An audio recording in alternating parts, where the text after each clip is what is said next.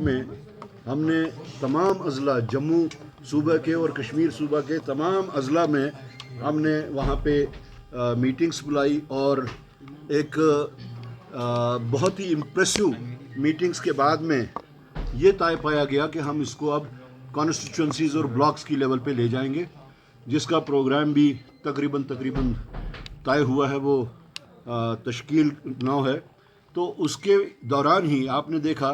कि हमारे leader LOP में हमारे राहुल गांधी जी और खड़गे जी ने, जो हमारे प्रेसिडेंट हैं, उन्होंने एक लेटर लिखी प्राइम मिनिस्टर को कि अब वक्त आ गया है,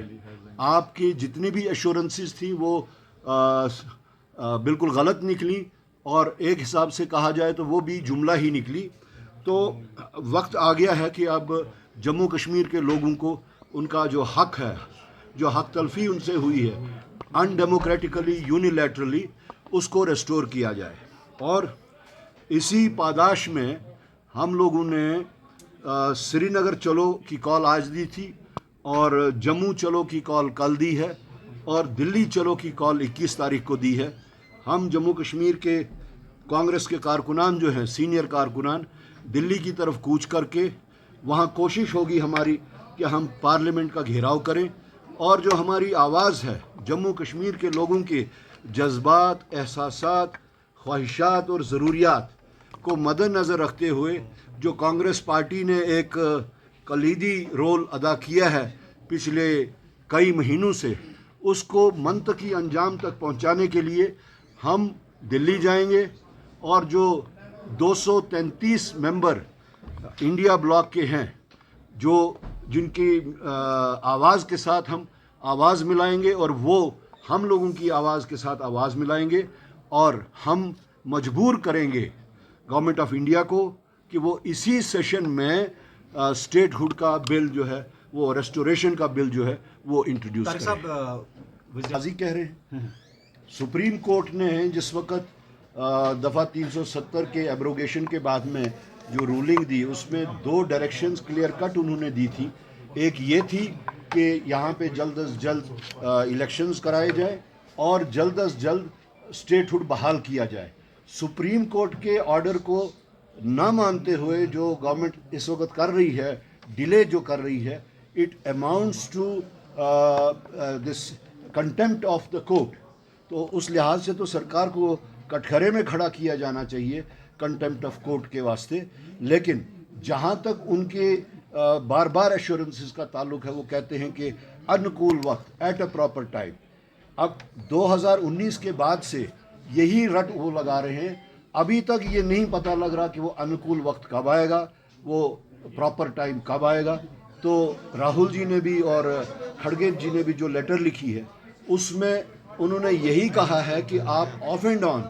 inside the parliament, outside the parliament, आपने ये बार बार एश्योरेंसेस दी हैं and it is a mockery of an institution. ये पार्लियामेंट की को भी के वास्ते भी मॉकरी है और वज़ीर आज़म के ओहदे के वास्ते भी मौकरी है कि एक दफ़ा वज़ीर आज़म जो एश्योरेंस दे, वो हमेशा के वास्ते एश्योरेंस, पक्की एश्योरेंस मानी जाती थी पहले भी। हम आज भी उस डेमोक्रेटिक नॉर्म्स को समझते हैं, लेकिन ये अंधी बहरी सरकार इन सब चीज़ों से बिल्कुल ही इनसेंसिटिव है और वो डेमोक्रेटिक नॉर्म्स को नहीं मानती। अच्छा, अपोजिशन कहती है कि आप बात कर रहे हैं, उनसे ये पूछ लीजिए कि जो प्राइम मिनिस्टर का अनुकूल वक्त और प्राइम मिनिस्टर का जो प्रॉपर टाइम का डेफिनेशन किया है, वो कब आएगा। वो तो खुद भी कुछ बोल नहीं पा रहे इस बारे में कि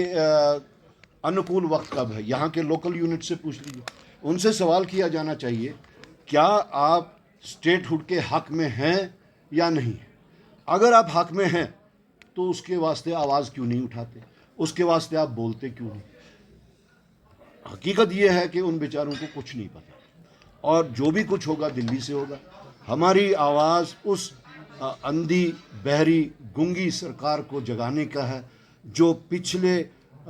इतने सालों से 2019 से इनसेंसिटिव तरीके से सोई है। अच्छा, घेराव करने से कि ये जो प्राइम मिनिस्टर को जो लेटर लिखी गई है हमारे खड़गे जी की तरफ से और राहुल जी की तरफ से, ये एक हिसाब से एक हद है, एक हद को हमने क्रॉस किया है, आई मीन जो डेमोक्रेटिक नॉर्म्स हैं उसके तहत उनकी जो एश्योरेंसेस हैं उसको हम मान लेते, लेकिन अब चूंकि पानी सर से ऊपर चढ़ चुका है तो उन लोगों ने भी हमारे लोगों के जज्बात, एहसासात, ख्वाहिशात और ज़रूरियात को मद्देनज़र रखते हुए इस अंधी बहरी गूंगी सरकार को जगाने की कोशिश की है। और इस लेटर के पीछे पूरा इंडिया ब्लॉक का समर्थन है। हमारे 100 के करीब एमपीज़ लोकसभा में हैं, 50 के करीब एमपीज़ हमारे राज्यसभा में हैं, तो ये 150 एमपीज़ की सरकार है। और लोकसभा में इंडिया ब्लॉक के 233 मेंबरान हैं, तो इस चिट्ठी को और हमारी आवाज़ को 233 लोगों का समर्थन हासिल है। बीजेपी के बस का स्टैंड बिल्कुल क्लियर है। जिस वक्त नेशनल कॉन्फ्रेंस ने अपने एजेंडा के मुताबिक असेंबली में रेजोल्यूशन लाया स्पेशल स्टेटस का, तो हमने उसी वक्त कहा कि पार्लियामेंट इसमें सुप्रीम कोर्ट में इसके ऊपर 370 को एब्रोगेट करने का जो फैसला आया है, उसके बाद अगर कोई स्टेटस जो हासिल किया जा सकता है वो स्टेटहुड का है, तो हम उस पर बदस्तूर कायम हैं। हम इस स्टेटहुड के वास्ते जो कोई मेहरबानी नहीं होगी हम पे, हमारा हक जो अनडेमोक्रेटिकली यूनिलैटरली हमसे छीना गया था, उसकी रेस्टोरेशन मांग रहे हैं। बहुत बहुत शुक्रिया।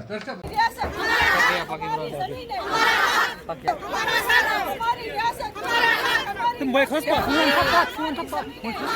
हमारी मिट्टी